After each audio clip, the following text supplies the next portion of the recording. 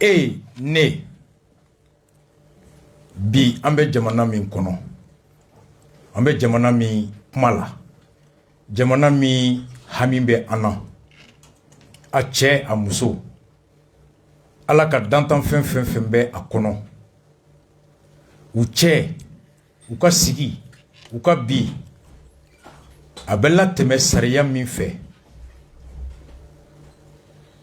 o sariya tabaga o dɔ de ye Abubakar Sidiki Fɔnba ye dɔw b'a wele ko docteur nka assistant médical don munna n y'a ka kumakan ta jɛɲɔgɔnya la foyi t'an cɛ bonya kɔ nka maa min n'i ka jiko lakana baloko hakɛ sigi o latigɛli sariya miiri kalifalen bɛ maa min na o tigi ka foyi tɛ yen k'o ka bonya bɛ se ka bonya i ka fɔli ma o tigi ka kɛwale foyi tɛ yen k'a bɛ bonya i ka miiri ma ni m'i janto a ka miiri woloyɔrɔ a tacogo a bɛ bange mun na n'o ma kɛ hɛrɛ ye o bɔnɛ i tɛ taa k'o kɔlɔlɔ dan maa min n'i ka taabolo n'i ka hɛrɛ n'i ka bɔnɛ gulonnen bɛ a la o tigi i k'o kɔlɔsi su ani tile k'a lakana k'a dɛmɛ ni miiri ɲuman min b'a la a ka tɛmɛ ni o ye o hɛrɛ ye k'o sɔrɔ ni fili min kɛra a ka miiri kɔnɔ a ka taabolo la i k'a lasɔmi n'a ma sɔn k'a jagoya a k'o bila nɔ tɛ n'i y'o to yen o ka tɛmɛ o kɔlɔlɔ i tɛ kisi o ma o de kama i bɛ maa o maa kumakan mɛn da arajo in kɔnɔ a tigi a jɔyɔrɔ a tɛ dan a kelen ma n'a bɛ f'u ma ko jamana a miiri cogo olu kelen bɛ k'o ta k'o k'u ka baara ye a lamara cogo o kalifalen bɛ u la sariya kɔnɔ an ka impôt de bɛ d'u ma u ka miiri an ka ji ɲuman sɔrɔ u ka miiri an ka lakana la u ka miiri an ka kalanko la u ka miiri an ka baara baloko la u ka miiri an ka hakɛw lakanali ko la an b'u sara o de kama su ani tile ka fanga di u ma ni mun banna u bolo an cɛla o la o ka ɲangati ka maaw la kunnafoniw k'u bonya o lawaleyali minan dir'u ma ni nafolo ye u bɛ plus d'1 million ta kalo o kalo Fɔnba e ni ne ka impôt de b'a sara bi k'a balo e ni ne ka baarakɛden o de ye Asimi ye e ni ne ka baarakɛden o de ye Fɔnba ye anw de b'u balo anw de b'u sara kalo la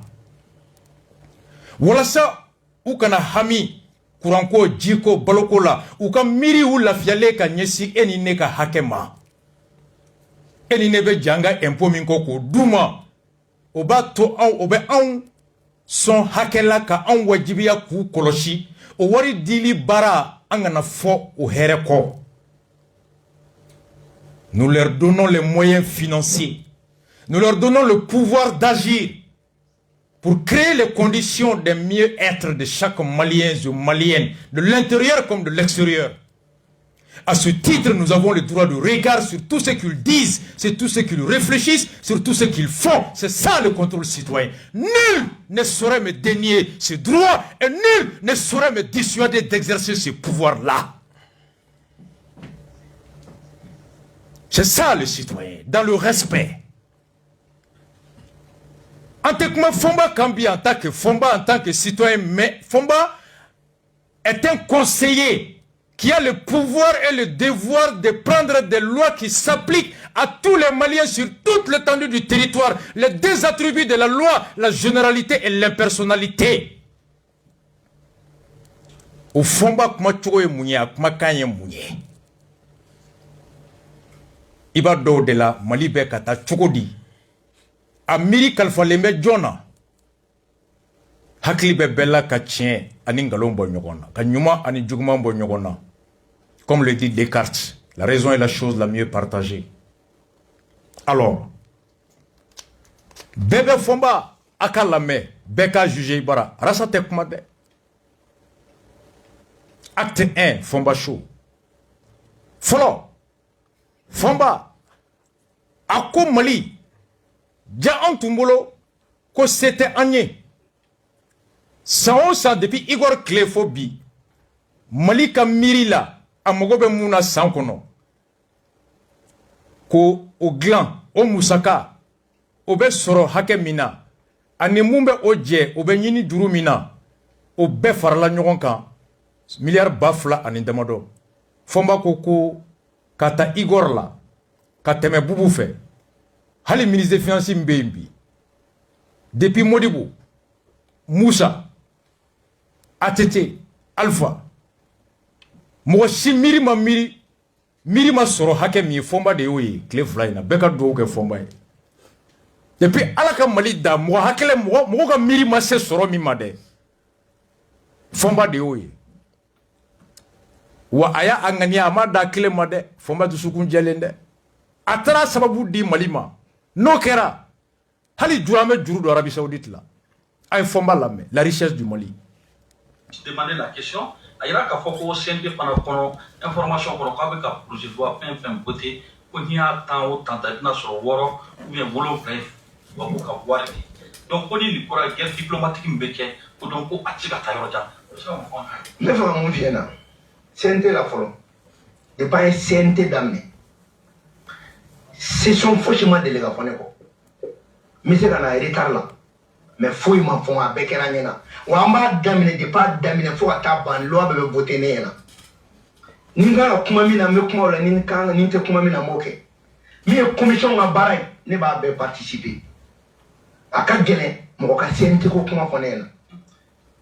mɔgɔ caman b'i da don CNT sara ko kuma na olu yɛrɛ tɛ baara hali u tɛ taa commission ka baara yɛrɛ la u t'a dɔn fɛn mun yɛrɛ bɛ sen sara minnu bɛ ta wari o wari n'an b'a voté a juru de bɛ ka don jamana la juru min bɛ don jamana la yala o ye ɲinila de ye juru donna bi a juru dɔw yɛrɛ bɛ ka girin ka na bi Corée Turquie Tunisie Maroc opérateur économique baden de wulen bɛ diɲɛ fan bɛɛ fɛ ko bɛ fɛ ka na investissement kɛ Mali la ko bɛ juru don an na dɔw b'a fɔ n bɛna nin kɛ hali san 10 ɲinan an b'a sara mais an bɛ k'an ba a la yɛrɛ ko kuma tɛ ko n'an y'an ba ko dɔ bɛ na jɔn b'a fɔ bi ko n'i ba ko Turquie tɛ na Turquie na an bɛ baara caman kɛ ɲɔgɔn fɛ donc ninnu ye manamanakanw de ye kuma tellement que mɔgɔw bɛ ka na f'an bɛ k'an ban jama la tellement que diɲɛ bɛɛ bɛ ka na f'an bɛ k'an ban an bɛ k'an ban mun na sɔrɔ de bɛ yen nka mɔgɔw de kun hakili ma bɔ sɔrɔ in kan Fɔnba de ka miiri taara bɔ ja sɔrɔ bɛɛ yan an ka Fɔnba lamɛn. mais terminé ne ye loi min voté n ye loi min proposé CNT la n ko k'an ka sanu nationaliser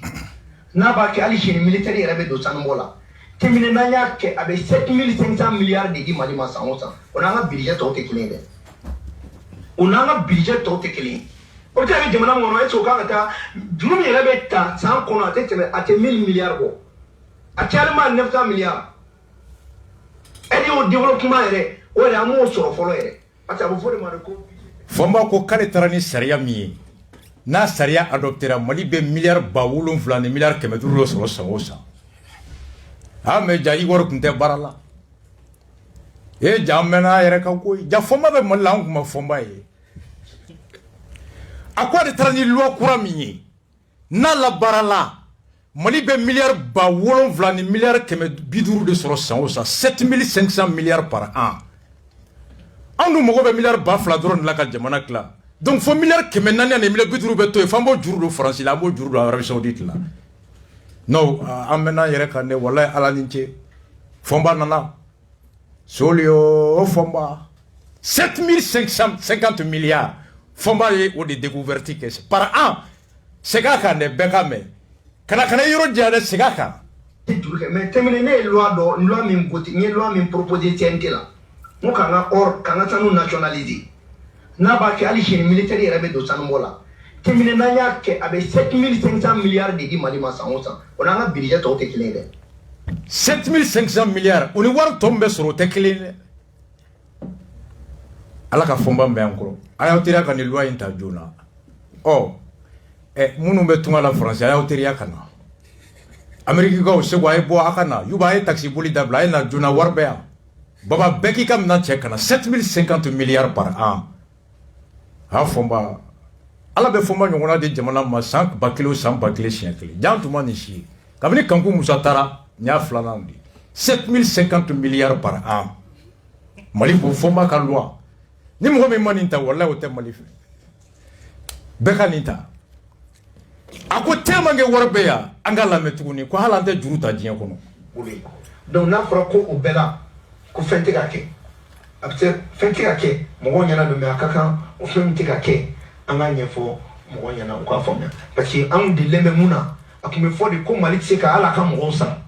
mais fanga mun temena o kumeta ali juruta yi mwana donc 600 o chima ke depuis octobre 2020 faut qu'on a bla améliorer maintenant au sorobe ambulo maintenant mounye ako tellement que sorobe nya sangele malite juruta mo shibulu ko fanga mun temena tellement que wulu desera fu ko meta juruta e moala ko men nya sangele ashim naka chesiri ani fomba ka deme malima juruta mo shifu oh banque mondiale article de bon ya clé sabay ako un endettement record pour le Mali ko depuis alaka Mali dai jurum tanyina ma delika ngonta dien kono article un endettement record pour le Mali.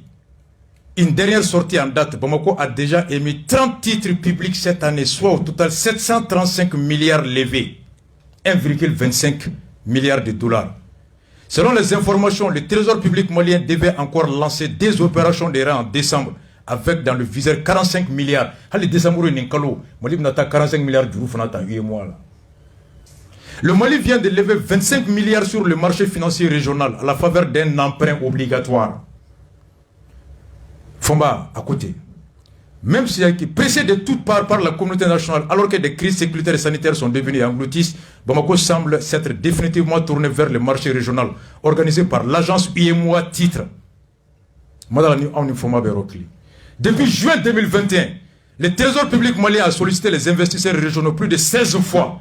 pour des titres en majorité de maturité 5 ans. Jamais le Mali n'a fait autant de sorties sur le marché financier régional. Dans la course vers un second absolu, Bamako a déjà mobilisé sur les 11 premiers mois de l'année plus de 735 milliards de titres publics, dont 135 milliards de bons assimilables au trésor à moins d'un an et environ 600 milliards de francs CFA d'obligations 3 ans. Fomako kama de ante nina sambe kama juruta. Oh, ala kanike galwe banque mondiale wuyen galonte. Fomba et la France. A comme Macron même mundi tobu mango la main. Na sur le qui bébé calculé. Même ça libre dima. France bi. Tellement que pétrolier il est là. Macron y $100 di français que les bébé wala to passer ka chipote. Gouvernement espérait de que ko Macron $100 de di français be kelengele lama. Madame ni Fomba ba do ko euro de be français nga dollar te. $100 à chaque français. Ja Sako Keta Abibtam Jawbe français Magore $100 de dauma aw ma foi ne ba ne ka boli lay fo shawarma ni maklo aw yen segende cedere français $100 ni odi cedere mamru be ma ja Magore $100 de français aw be kelele namba pour que pétrole a son ka maintenir. Comme au Benata Mali, avec pétrole maintenant, $100. Bon, nous avons un euro de français, $1. Fomba côté. Oh, Mali a un kobe choko de anga fomba la main. Ensuite, bon, ouais, frontière nina. Mais il y a 4 nina doy. Effectivement, à Baraka a décentralisé. Un ministère comme un ministère de l'administration territoriale de Tokanyouaï. Amen au boulot d'ake. Barak to katilia. Mais même il faut un eurobola. 4 nina ko bana. 4 nina te glambi. Bana. Go utumeka un arbre généalogique de glani 4 nina. So franchi qui 300 millions de pour de deux rêves escora que comme on a information ta kaduma. Si ça tranche on a un fichier bopé. On te malika information foi kala mablo. Sugar ni ko malika cardante ateta glan rore.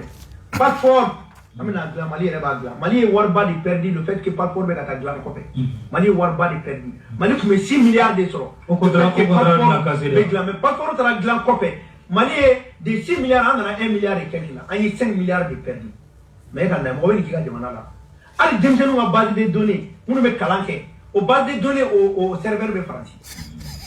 anya fereke wo ko serveru fene ka bela na donc tita ima ali shogal ka kumana finu doni ko ka bega to ka frapina finido an ma do mo yene soro law e bitende da me min kena tanke antan yere ka finu do am te everything ka campaign me et puis français keleli ce n'est même pas la peine ana kan do baladro billahi na yanga kan do bala imo wote français keleli la bile ya me prend foni mo kanido ya me e ka mo kela ka kana bon me ko kamu devando yo fene ka kanti pratique wallahi match de France contre là ne be France peut plus faire. Oh Kartinina Léo il faut Kartinina Mambo Djanga Fli ko arbre généalogique ko France beka il va arbre généalogique kororo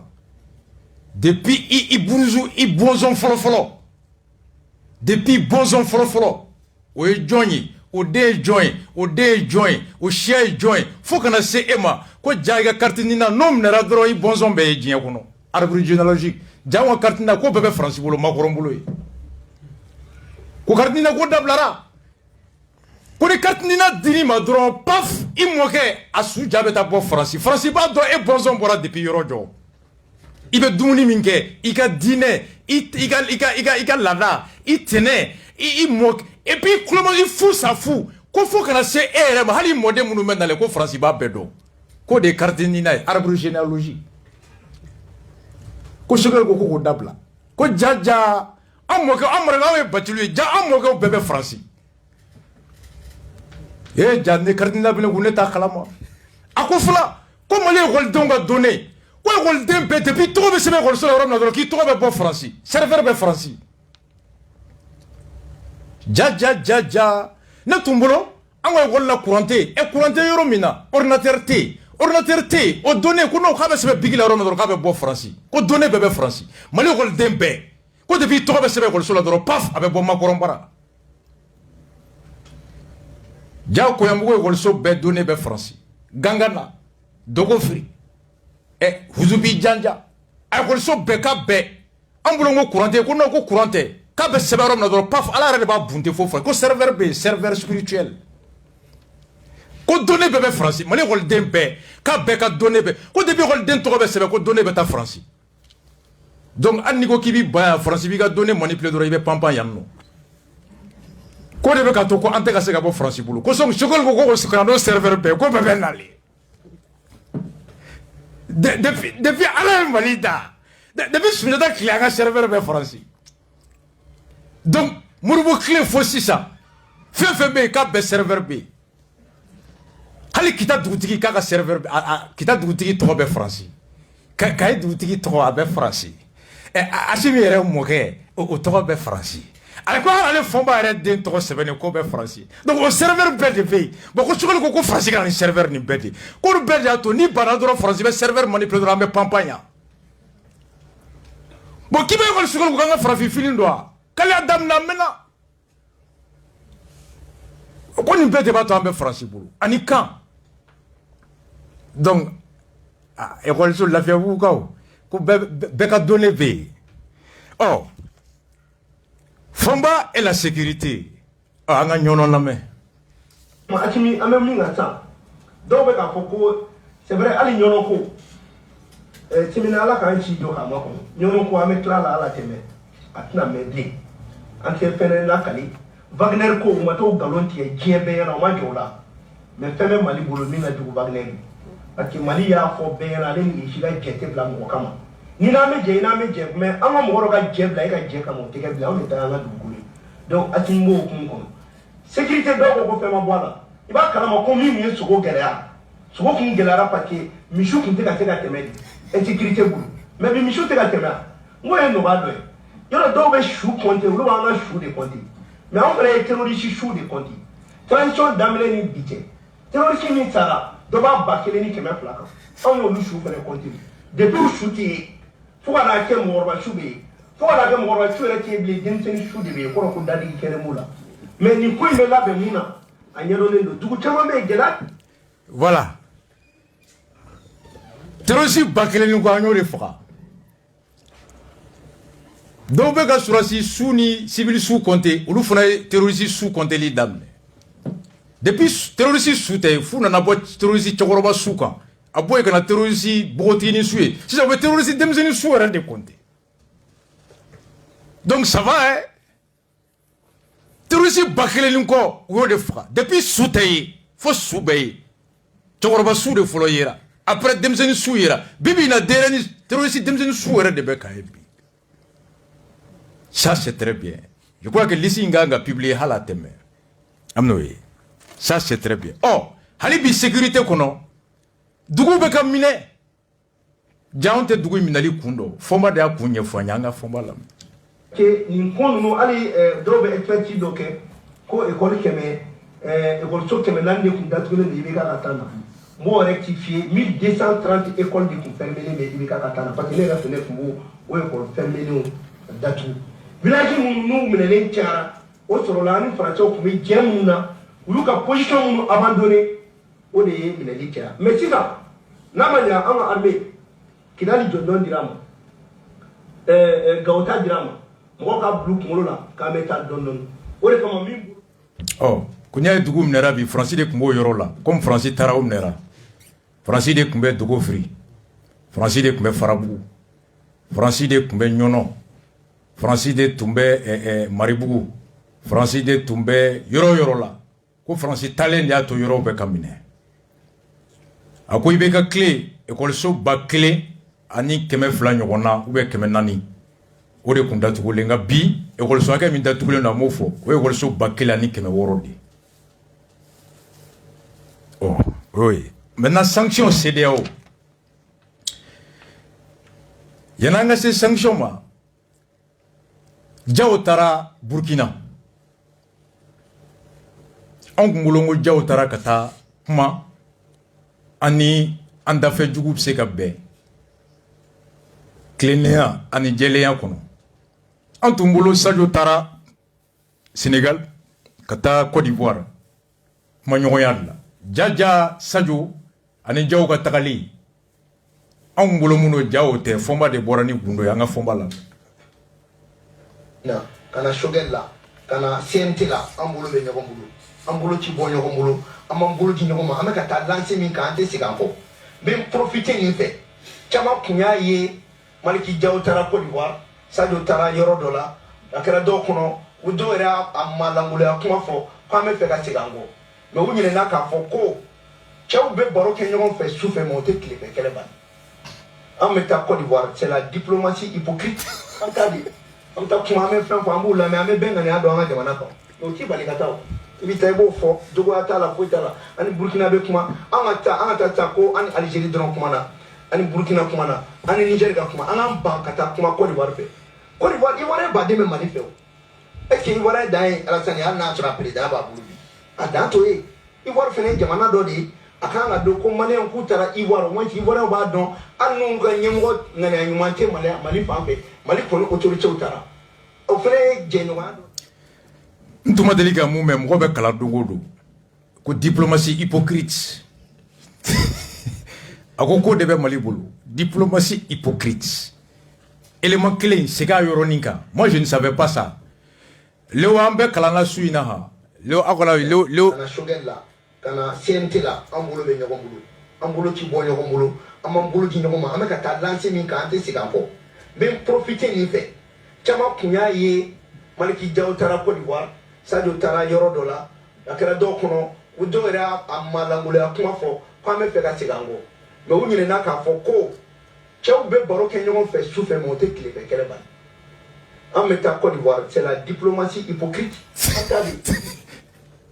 la diplomatie hypocrite jaw et diplomatie forum na ngutolo bo eda alaje Allah sur Alassane Gundara Sadio la nin tɛ kɛlɛ tɔ tiɲɛ hali ni nin y'a sɔrɔ Malick Diaw taara Europe Christian y'a faamu Europe Christian a t'a fɔ ko ja cɛ nana hypocrite de lamara aw nana cɛ nin kan ka fɔ ko le Mali adopte la diplomatie hypocrite ça c'est ma première fois qu'on met la diplomatie hypocrite oh les professeurs de la science ou de la branche qui s'appelle les relations internationales Jani funa be relation internationale ke adam ne ngamani anga profo anta ya fo yo mani yoro kalan kunde ku diplomatie hypocrite oh ala ka ambe saba ma élection anga fomba la me amo gela mi ngona le na no corriger les camps donc de la ko kuma tene mumbe we mali ko kuma di jamana te awbulo ministre mo bien aw tate jamana abe mu élection ni mu de ko dembe ne se ka fo bi mo ne be sando ina ama di me ishi da re se ka kuma jamana ka ko c'est-à-dire olu ye benkan kuma di wa ni kalo ni cheki yɛrɛ do am se ka fɔ kalo ni cheki charte ko k'a bɛ daminɛ ni président ka investiture kɛra a ti ka investiture kɛra don mais kalo fila tɛ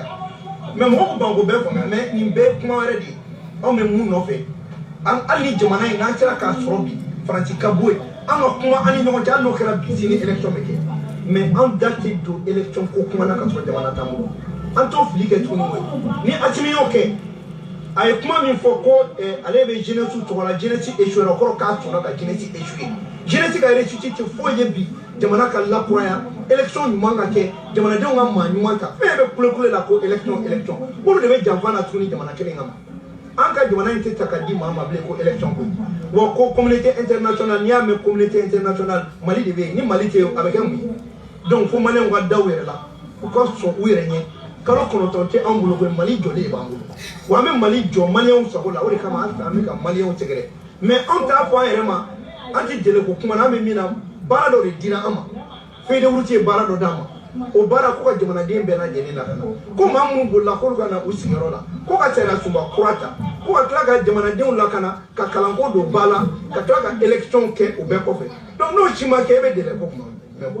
donc n'an kana maliyɛnw ni an kana an ka cɛkɔrɔbaw ni min b'an bolo bi o y'an ka cɛkɔrɔbaw ye jamana in to an bolo ka sɔrɔ fɛn t'a la bi an fɛnɛ b'a minɛ k'a to k'a bila an denw ɲɛ o fɛnɛ ka na jamana in sɔrɔ donc kalo t'an bolo dɛ an bɛ an mɔmuso ka ganforo la i n'a fɔ maliyɛnw k'u ka ganforo la cogo min tant que baara in ma an b'an ka ganforo la CEDEAO ka lasigiden min bɛ yan n'olu de tun b'a la ko an ka élection kɛ joona fɔ n b'a kolo ma ko y'aw ta ye an b'an ka ganforo la boli gɛnna boli gɛnni u ye fɔnba ɲininka boli gɛnni na an ka fɔnba lamɛn mais est ce que aw fana kɛn bɛ k'u ka lasigiden min gɛn cogo de est ce que o fana de mun wani parce que n'i ka tɛmɛ communiqué fana kɔnɔ o y'a condamné dɛ k'a fɔ a y'u ka cɛden gɛn cogo min vraiment ani saba ma bɛn mais est ce que an ti se ka fɔ o de fana ye ko in yɛrɛ tɔ gɛlɛn bon n'i y'o fana jateminɛ hali o la olu ye sariya de convention de Vienne kuma na o lasigiden n'an figi n'an bɛrɛ n'i nana baara min kama i b'o baara de kɛ n'i bɔra o hukumu kɔnɔ i bɛ gɛn n'i ye sangafo bɔnna i nana sanga sufoli la n'i ye bɔtɔ ye kinɛtiri la e ma da ala ma hinɛ na ma e dun kan ka na ala ma hinɛ na ala ka su da yɔrɔ tuma o de y'i ka kuma ye mais n'e nana kuma yɛrɛ fɔ min to ye i bɛ bɔ kinɛtiri fɛ dɛ donc olu yɛrɛ tun kan ka anw de féliciter k'a fɔ o cɛ in gɛnna ko boli n'anfigi n'anbɛlɛ boli y'an tɔɲɔ dɛ maître Konare mon grand frère mon ami o ko n'an ma bɛnɲɔgɔnya ɲini ani CEDEAO cɛ k'an ka na bɛn mɔni ni fɛn kan fɔ n b'a ye maître Konare jaabi an k'o lamɛn maître Konare bɛ deli k'a fɔ a ka kuma dɔ la k'an k'an ka disposition ta k'an k'an ka responsabilité ta ani CEDEAO cɛ k'an na bɛ mɔni min maître an tɛ mɔni min an b'an ka responsabilité ta wa an bɛ zamɛ dun ka jɛgɛ k'a kan sɔrɔ min bɛ Mali la o de bɛ ka bɔ n'a sɔrɔ ye sanu min bɛ Mali la sanu bɛ bɔ cogo jumɛn na an b'an ka frontière fɛnɛ datugu sanu kelen tɛ bɔ Mali la bilen fɛn bɛɛ b'u bolo Mali la a bɛɛ bɛ to yan olu de bɛ bɔ n'an ka sɔrɔ ye yan n'a y'an ka sanu to an bolo i ka parache fa a kunu kɛ i y'a kunu o sanu min b'an bolo sanu bɛ se ka falen ka kɛ wari ye ko sanu de ye wari ye waati dɔ sera ten tɔ sa jama k'an bɛ zamɛ dun ka jɛgɛ kuloba k'a sanfɛ Konare filila dɛ nin bɛɛ kɛra o si ma to CEDEAO ma sanction ta CEDEAO ye sanction ta a ye sanction ta ka CNT mɔgɔw bɛɛ sanctionné ani gouvernement bɛɛ fo mɔgɔ kelen ani présidence bɛɛ fo mɔgɔ kelen Assimi Ninjob u ye fɔnba ɲininka CEDEAO ka sanction na a ye CEDEAO lamɛn ja CEDEAO ye sariya de violé an kun t'o kalama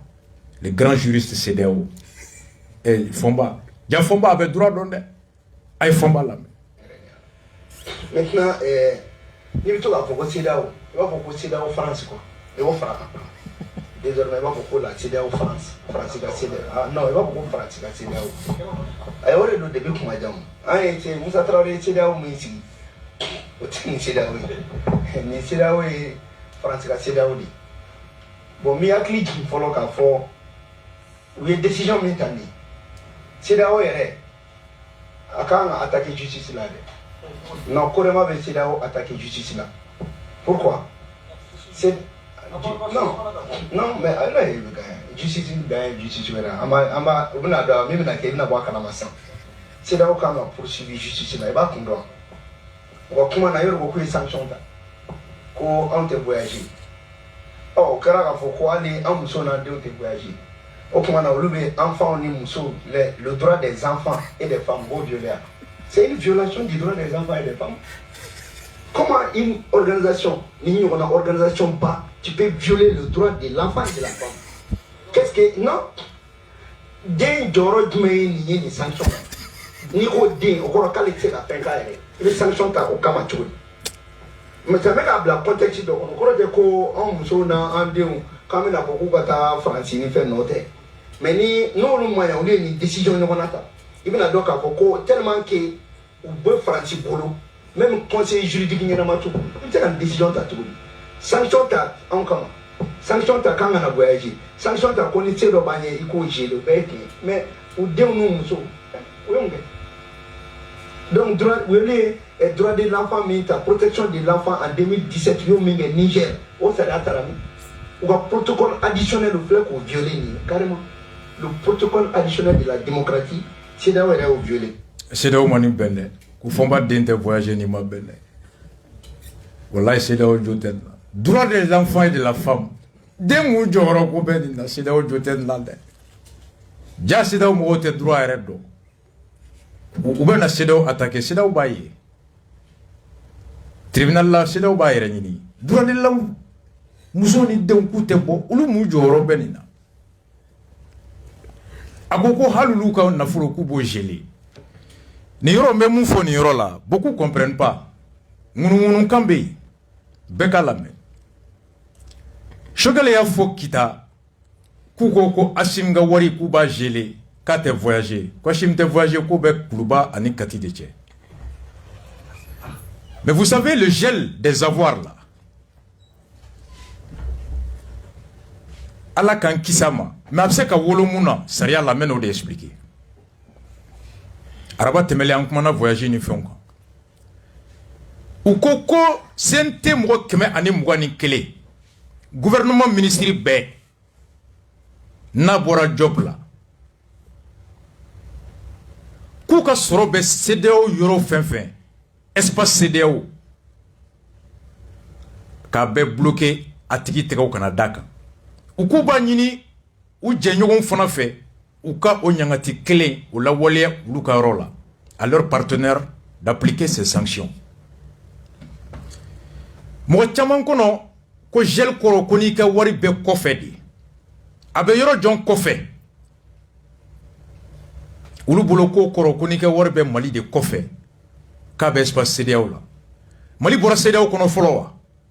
ayi ɔ Mali tɛ CEDEAO yɔrɔ dɔ ye wa awɔ o kɔrɔ ko sen tɛ mɔgɔ kelen kelenna bɛɛ Mali sariya la u ka sara bɛ taa banque de la u b'a tirer ministre bɛɛ ka sara bɛ banque de la u ka wari bɛ banque la u b'a tirer toutes les banques du Mali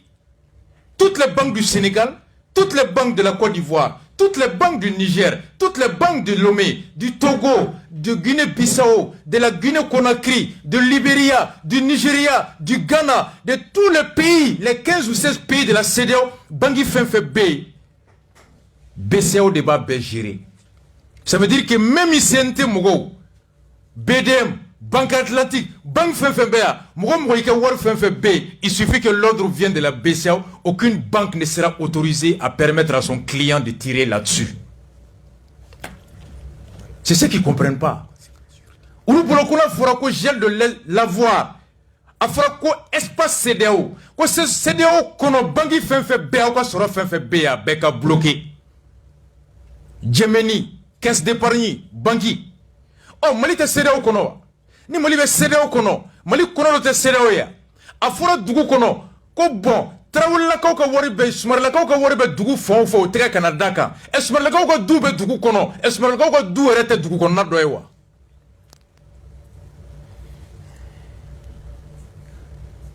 voici le truc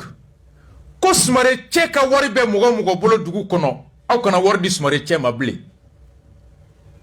n'o sɔrɔ Sumare cɛ ka wari kalifalen bɛ Sumare muso yɛrɛ la Sumare muso ka du kɔnɔ dugu kɔnɔ o kɔrɔ ko Sumare muso yɛrɛ man ka Sumare cɛ ka wari d'a ma parce que tant que du bɛ dugu kɔnɔ ci fɔra duguden bɛɛ de ye le Mali fait partie de l'espace CEDEAO donc toutes les banques de l'espace CEDEAO sont sommées de geler les avoirs des membres des personnes qui font l'objet de sanctions ngunu kambe CNT la ni kalo zeyi adoba la ko ka wari jɛ duma ko natara bangla kana bloquer o ngunu kambe usiranen no do ta do ko ya ke biétaire de parce que ni wari tara bangla sini ordre ka bɔ ko banque bɛ ka bloquer o banque tɛ Mali kɔnɔ mun bɛ se ka CNT mɔgɔ to i ka taa wari ta ni banque mi y'a ta la BCEAO va te sanctionner et quand tu es sanctionné tes banques sont fermées tout de suite ministre bɛ jɔrɔlen caman bɛ ka boli ka taa ka wari tirer ka bɔ joona k'a bɛɛ minɛ k'a kalifa CNT yɛrɛ kɔnɔ o b'a la ko a ye sara kɛ jɛ ni jɛ la voici le gel mɔgɔ t'a dɔn a bɛ ka taa yɔrɔ min na dɛ il suffit que les banques parce que décision bɛ ta don min na ani mécanisme bɛ bila don min na kelen tɛ donc dɔw yɛrɛ bolo quand tu entends choquer ko Assimi ka wari tɛ kɔfɛ olu bolo kɔfɛla de ye Mali kɔfɛla ye Mali tɛ CEDEAO kɔnɔ wa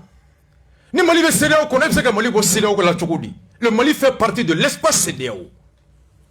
et il s'agit de gel de tous les avoirs dans l'espace CEDEAO y compris les banques au Mali ce qui expose les membres du CNT au risque même de ne pas toucher leur salaire du mois de novembre si ce n'est pas déjà fait. Fombaye Koko Benata ou Deun Simboala. Ako boni CEDEAO moulame. Koulou Fanabou ka sanction ta, ou be sanction jonta. Ay sanction CEDEAO fait son famba lame. Olo yere koko amuni autorité de transition. Ko anganabo. C'est très simple. On venait à proposer un état d'urgence là 600 pour que nous refaisions chiter bon Mali d'abord. On était bon, moi t'es bon. Ouais mais le embargo que quand t'es bon. Et même quand il m'a mon maintenant faire la nouvelle voilà. Bon les planètes là c'est très simple. C'est pas compliqué. Parce que Mali ko bona ro mina bona ko ngade la. Ni ame tan nan fiya ke. Ki be boy dans Niger. Donc on bon les bête on a mais on doit être colonie mon be. Bon le beta le beti buno la. Bon on a 12 heures. Ezo ma règlement de compte. Non, ce n'est pas un règlement de compte. Wallahi on te transition quoi. Ouais mais on fait une transition autorité. Si ils prennent des sanctions contre les autorités de la transition, mi fene bo lu ni ndekun on fene bo de ke o fene jume mamu be bon Mali kono kata information duma on va bloquer leur passeport carrément ame état d'urgence ta comme ame guerre de fene kono o ministre makinana on va sender c'est pour cela né au fort depuis Kumadia il est temps que Anthony Kel nous état d'urgence banalia ne le contaro na bana we ko son de pour l'état d'urgence be amena de mais faut ma ko nante bo d'accord afna ka mo cité bo ambe de me to cité bo quand cité bo de les remettre du faut ma ko mo cité bo o comment ça me ta kante bo donc mo fera cité bo ba ni mo bo tiki na tan na fi ambe be to a cité bo état d'urgence cité bo ako men benata qui va demander Mali be kisi c'est là où c'est koto là Francis Sekoto là au sababu be bomi anga fomba la me ni na meke ami bison wa de même ko reconnaître mais te mo so antaya babu sera kunche oro la folika dondi bolo foli même bolo docteur Fomba malien kwa wakiti chama be manipulation na ko ani isu ko franci ba don ta ko na kala trumina shogel kebla ma fo masara mani ni ma wasi min tulame atella.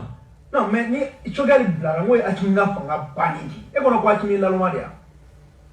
Comment vous venez? Pour le là même fois qui d'accord ya ngoli le 11 décembre. Kumna traka dobo. Kita Segu ta kɔfɛ k'a yirala k'a fɔ farafinna bɛna bɔ bolola cogo min k'a dalilu bɛ bɔ Mali de la wa a bɛ bɔ Mali fanga minnu na ko Ala ye a yira u la ko fanga de ye mun bɛ Mali kunna ye u bɛna saraka dɔ bɔ saraka min ni Asimi b'a bɔ n'o bɔra o ye Mali kɛlen ka bɔ tubabu bɛɛ lajɛlen bolo wa Mali bɛ farafinna bɛɛ labɔ wa ko nin ko in a kun dira Sunjata de ma wagati Sunjata bɔra bolola ni nin sarakaw de u taara ɲɛɲini k'a fɔ k'a wagati de sera o minnu bɛ ka jamana bɔ bolola a bɛ se ka di olu de ma mais maa o maa ye jamana janfa a saraka tɛ se ka bɔ e fɛ saraka bɛ bɔ Asimi fɛ parce que a tɛ ka jamana janfa wa Choguel t'a bɔ Wage t'a bɔ Maliki Jaw t'a bɔ jamana kuntigiya dira Asimi min ma o de b'a saraka bɔ jamana tɔgɔ la wa ni min ma da Mali ka saraka bɔ la k'i bɛ Mali kunna i bɛ fu la dɛ wa Asimi dalen b'o la i m'a ye a ye jeliw wele ka kodɔnnaw wele ka dugutigiw wele ni ye min fɔ k'e dalen tɛ anw ka kodɔnw na k'o b'i bɔ bolo la i bɛ coro a kɔnɔ le Mali est un pays naturellement spirituel an tɛ kafiri jamana ye saraka bɛna bɔ saraka min ye Sunjata dira Sunjata ma n'a ye Manden bɔ Sumaworo bolo kitakaw nana ye ko saraka a bɔli filanan sera a tamasiyɛn a tɔgɔ ko Asimi ko cɛ dɔ bɛ na Mali ɲɛmɔgɔ la a man jan a bonmosi ye a bɛ cogoya dɔ la a bɛ bɔ tile bi yan fan fɛ ani fɔnba bɛ kɛ teri ye ko ka saraka dɔ ma a bɛ Mali bɔ n'a ye Mali bɔ farafinna bɛɛ bɛ bɔ saraka in ye Sunjata filanan de nalen kumakan laban yɛrɛ saraka ko in bɔlen mɔgɔ caman ma saraka ko in faamu u ye fɔnba yɛrɛ ɲininka saraka ko la an ka émission kuncɛ ni fɔnba yɛrɛ ka jaabi a ka saraka kuma in na sisan i bɔra yanni n ka kuma di Badara ma e kun bɔra k'e laseli dɔ kɛ laseli kɔnɔna na a kuma cayalen bɛ bɔlɔlɔ sanfɛ sabula mɔgɔ caman fana y'a yira k'a fɔ ko transition dɛmɛni ye tiɲɛ ye ko nka ko ka transition dɛmɛ fo ka taa kuma fɔ ko kuma min yɛrɛ ni fɛnw tɛ kuma cayara bɔlɔlɔ sanfɛ k'i ko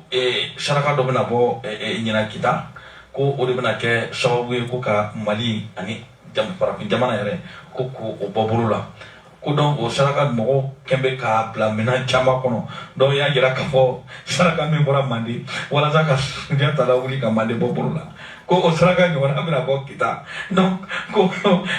Badara o de ma fɔ bɔlɔlɔ sanfɛ bon kuma kɛn bɛ ka bɔlɔlɔ sanfɛla minɛ ko aw yɛrɛ y'a yira k'a fɔ an b'a fɔ ko butigitigi min bɛna maliyɛnw balo ni kuma bɛɛ de bɛ bɔlɔlɔ sanfɛ nin waati in na bon nin saraka ko min bɛ sen na walasa ko ka Asimi ka se ka Mali bɔ bolo la ko o de kuma ni saraka de bɛna Mali bɔ bolo la ko ɲuman kɛra baara ye an b'a ko de b'an kan communauté internationale ba CEDEAO ka fara i bɔra ka fɔ France ninnu bɛɛ b'an kan o saraka ko esi t'a ko walawala walasa mɔgɔw ka faamu sabula ko kɔni bi bin na ka bɔ o la dɔ fana y'a yira k'a fɔ bɔlɔlɔ sanfɛ bi k'a fɔ k'i ye ko kɔfɛ k'i ye sɛbɛnni kɛ ko ka dangali yɛrɛ kɛ ko parce que olu ye i ka kuma nkalontigiya o ma bɛn ma k'u ye dangali kɛ donc hali sini n'a ɲɔgɔnna kɛra k'olu b'u ta fɔ i bɛ se ka mun fɔ nin bɛɛ ko in na.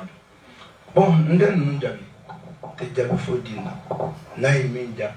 fɔ cogo min ka di ye a fɔ ten lakale cogo min ka di ye a kɛ ten mais ne kɔni b'a dɔn ne tɛ mɔgɔ dɔn Mali la ko min bɛ deli k'a fɔ k'a ma deli ka saraka bɔ et puis ne ma dɔ de fɔ kitakaw de y'a fɔ an ɲɛna u y'a fɔ réseau fɛnɛ kan n y'a bila réseau kan u ye ci don an da k'u b'a fɔ ne dalen don Ala ko la ne dalen don tiɲɛ na ne bɛ seli ne dalen don fɛn bɛɛ la diɲɛ kɔnɔ i y'a faamuya maintenant ni ye hali dɔw ye n dessin k'an kɛ Sunjata yɛrɛ ye bon nin bɛɛ b'a la quoi c'est-à-dire tout ça c'est très bien ça veut dire que tiɲɛ na bon ne ma nin jate kojugu ye ça veut dire tiɲɛ yɛrɛ la u fɛnɛ bɛ k'an su quoi parce que olu bɛ ka ne ka kumaw lamɛn mais ne ye nin kumaba bɛɛ fɔ ka jamana jɔliko kuma fɔ ka fɛn mais min y'o attention attiré o ye sarakabɔ ye Bitɔn Kulubali ma ba don fɔnba yɛrɛ bɛ yɛlɛ la an ka émission bila ni yɛlɛ ye a ka kuma y'aw ma foyi mɛn fo saraka ko ye mais a kɛra sababu ye ja a fana lamɛnlen don ko c'est très bien an bɛ émission kuncɛ ni mun ye cher Daniel a ye tweet dɔ kɛ tile fila in na a ko conseil des ministres min tɛmɛna enfin a ko conseil des ministres min kɛra a ma mɛn sigikafɔ ani kafoɲɔgɔnya o miirina ni o ɲɛɲini ni o hakilina kɔnɔna na Asimi fɛ cher Daniel ko Mali réconciliation ko Mali an ka sigi ka bɛn o hukumu kɔnɔ d'après mes infos k'a ye kibaruya minnu sɔrɔ Le président de la transition, le colonel Assimi Goïta, Assimi Goïta a récemment, devant témoins sèchement recadré un ministre malien qui vend debout attaquer dans un écrit les autorités de la CEDEAO. Ko Sereu Nyana, ministre d'autres, Sebeni min kono, a jigina CEDEAO kan, a jalaki basse me CEDEAO kan. Ko Sereu Jole Nyana, Assimi ministre to, ka fanyana ka kangar dae. Koni masugu akana mea dable. Ni jalaki sugu akana mea dable ni te ministre tabouloe. Kaye sebeni minke ka fo CEDEAO ma akana mea dable. Ko besigi jama Jole Nyana ay ministre ayaketi. Chef Daniel Ko JPC disait oui doye ntaro JPC nye doye do toko ana jamu damneoyi. Ko un ministre ça ferme sa gueule. Ko ministre ibi daminede. Ministre d'Abaraba, Makelaba, qui be barabla. D'après JPC, un ministre ça ferme sa gueule. Sur ce, one love à vous tous.